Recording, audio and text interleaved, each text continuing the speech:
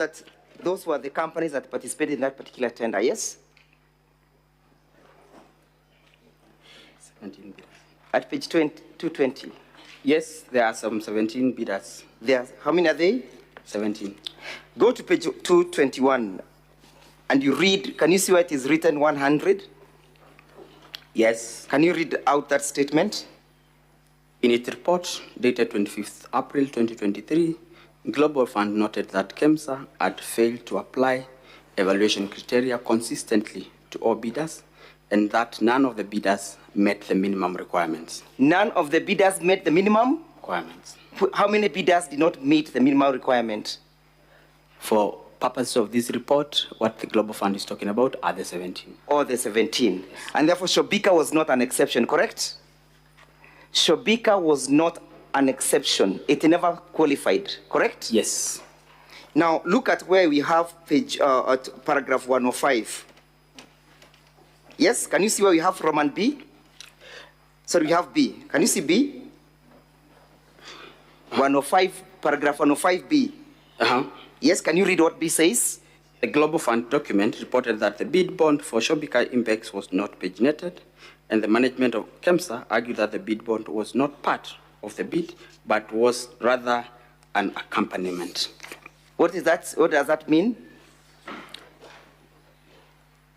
I think not thinking, reading and understanding. It means, and I had said exactly the same, that this document was not submitted as part of the tender document, but was brought in as ordinary mail, while in normal procurement, bid documents Can you look at paragraph 1? Can you go to page 222 and look at paragraph 106?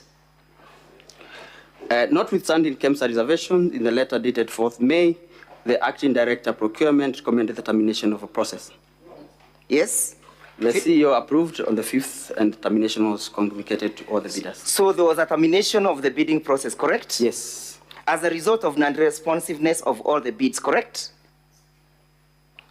As a result of non-responsiveness. Yes, after Global Fund differed with the KEMSA Technical Evaluation Committee. Did the Deputy President have anything to do with that? I would not say.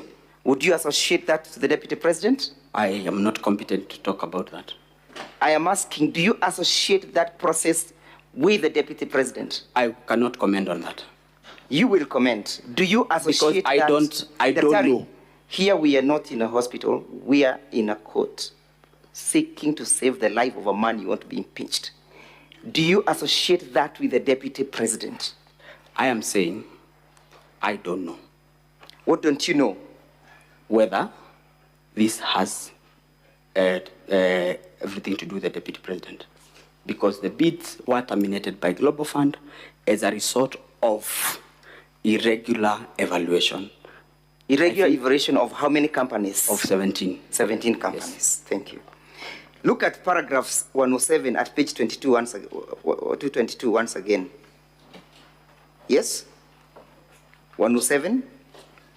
It says it was further a testimony that the authority had struggled to maintain autonomy owing to undue interference from the Cabinet Secretary for Health. Whose authority, whose testimony is this? I don't know.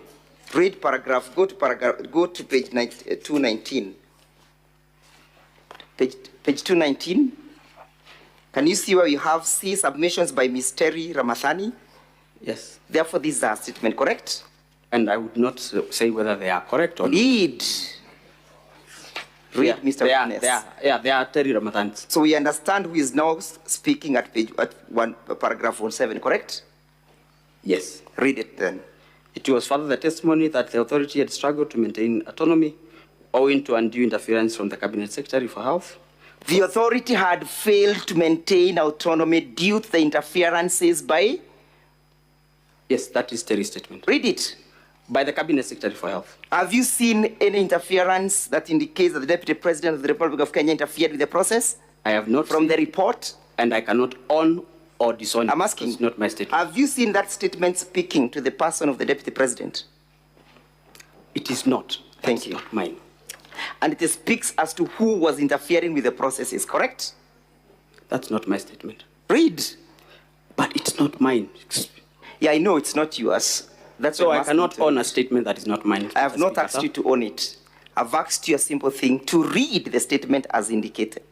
Who was interfering with the processes and the autonomy of KEMSA? According to that statement, According to the statement, the Cabinet Secretary for what is the name of that cabinet secretary? As at then? not indicated.